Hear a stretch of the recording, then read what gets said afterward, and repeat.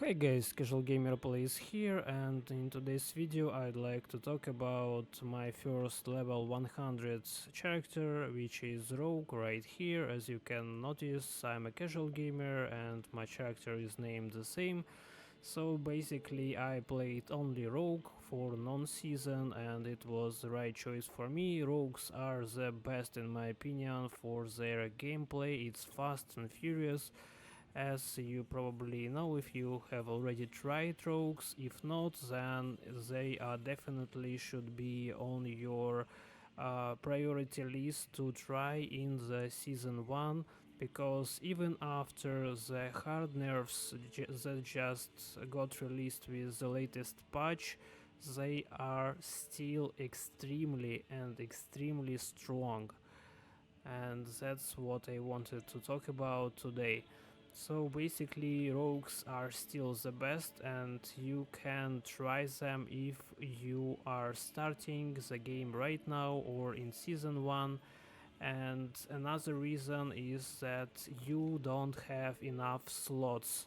If you use every slot for every character for non-season, then you won't have any slots for the seasonal characters. So why did I play only Rogue for non-season? The first reason is that we have limited amount of slots right now. I hope that we won't have to buy more of those. We have only 10 slots right now, and for non-seasonal characters you can't use them in seasonal journey. That's why if you have the characters, then you can only delete it or create a new one if you have the space. So basically, if I have already created 10 spaces, 10 characters, and all my slots would be used, and I wouldn't be able to play on seasons from one till the next ones, and so on. But as I have only used my one character slot, I can create a new character and play them on seasonal journey. So for example, right now I played Rogue, and I play different builds from the progression. I started with Twisting Blades, next I went with the Flurry build, next I switched to the Trap build for rogues, and every single one of them was viable and fun to play.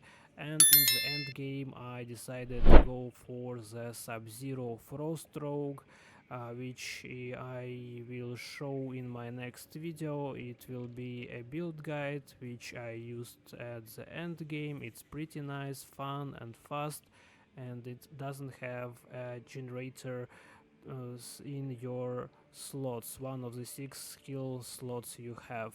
So it's pretty fun to play, at least in my opinion. So basically, another reason why I chose to play only Rogue on a non-season is that we have limited amount of space in the stash, and I usually like to hoard items so that I can use different kind of builds, legendary powers, to test them out, to play around with them, even though it's not an optimal choice for the class to play with those, but still it can be pretty fun to see the interaction between skills, and you actually need quite a lot of different legendary aspects so that you can imprint them on your gear later on. So as you can see, we have only 4 stashes. They are pretty cheap to buy, but only 4, and I really hope that we will not be required to buy the stashes in the future. We have 5 characters right now and only 4 stashes. It doesn't really make sense. And another point is that we have all this gem tab. We don't have a gem tab. It would be really useful because gems take up a lot of space. I only keep royal gems, flawless gems, and some of the normal gems which I plan to um, craft to use in crafting to the higher tier, which is flawless ones, and then I will just drop them out of my stash because of the space. And as you can see, I have lots of different stuff with nearly perfect or perfect legendary powers which I wanted to try, as well as some potential gear I wanted to try and use as well. Also, there are some whispering keys in here. I bought them when I was in the tier 3 world. That's why I didn't spend them on the Obel's merchant gambling, because actually sacred items were just dropping really often and I didn't really need to gamble on those. But it's pretty nice to have them if I run into the silent chest when I play in the open world. As you can see, I always have a stack of keys in my inventory, consumable stuff, which is pretty nice. Another huge downside I see in the chests is that you see the space, right? It's like another 3 rows are just not here. I don't know why they did it like this, but we could actually fill another 3 rows here easily. Okay, so another tab filled with some of the potentially good gear I wanted to try out, as well as some uniques I wanted to try out later on, but I didn't really keep all the uniques I have, only the ones I really wanted to try out and which were around item power 800 or so, or with the perfect roll on the unique powers they have. Also, there are some Mother's Embraces which I got from the campaign on my first character, as well as lots of different nightmare dungeons, sigils, which I will have to scrap or sell. Basically, it's better to scrap them so that you can craft newer sigils right here. And another one, when I was flying through the fields of hatred, I bought this scroll which I wanted to try out, and I will try it out later, so it won't take that space. It will go actually into consumables section, which is pretty nice, and that's how it is. So as you can see, my tabs are stashes almost fully filled out with only one character, and that's how it is for only one character. And for example, if you had several characters, then you would have to create mule characters which will be able to hold consumables, some equipment, aspects. Again, you could extract legendary powers which you want from the gear and take them into the aspects tab right here for the character you play or the mule character of the same class, so that you know which aspects they have. Actually, I'm not really sure why they did it. The quest tab is huge right here and it's always empty. I'm really disappointed in this design right here. If we have done all the quests, then this tab is just sitting here and doing right nothing.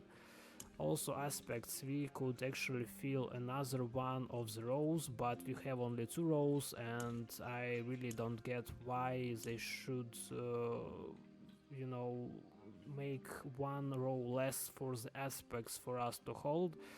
I have no idea why they did it like this. And basically what I do, I just collect items I want, I sort them, I sell them, or don't collect anything else because my build is fully done. I play this build for a long time. As you can see, level 72 I got this piece of gear and I still haven't changed it. Level 72 this once again, and level 70 actually.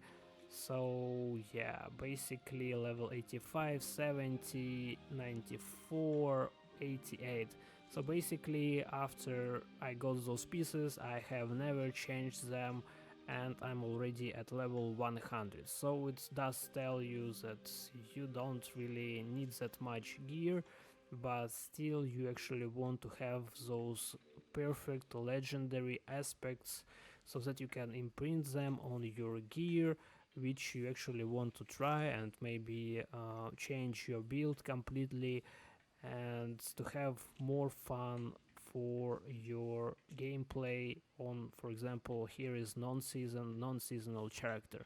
That is why I am planning to use the same strategy. I will probably be creating only one character, which is Druid, and getting him all the way to the level 100 if possible, because it takes really long time for casual gamers. As you can see, I got to level 100 max level, but I started 2 weeks after the release, and actually I wasn't playing every day, every single day, 4 hours, but sometimes I did skip playing, sometimes it was for a week or so, and I just enjoyed the world outside of home, and went to the beach, went to see my friends, went for some meetups, and enjoyed life. And in spare time I played the game, enjoyed actually the class which is Rogue right here. Amazing class. I have nothing to tell bad about it except for its low defenses. Sometimes you just get one-shotted, but still the class is just amazing in my opinion, very balanced. I enjoyed it really very much. So basically that's all I wanted to tell you, that you should focus on creating one character, trying different builds on season, non-season. Don't create multiple characters because you will be forced to delete them later on, or maybe they will become your mule characters, but you know, you only have 10 spaces in the character selection. That's why you have to be really selective and choose what you want to play and how you want to play, and just enjoy the game. Don't take my word for it. If you want to create all 10 characters right now, you can do this and then delete one later on, and that's perfectly fine. You can easily do it if you want. That was all from my side for today. If you liked the video and it was entertaining or useful, please subscribe to the channel, and I will see you in the next videos later. Bye. Subscribe to Casual Gamer Plays channel for exciting gaming content. Be sure to hit the like button and stay tuned for the latest video releases. And I will see you in the next videos later. Bye.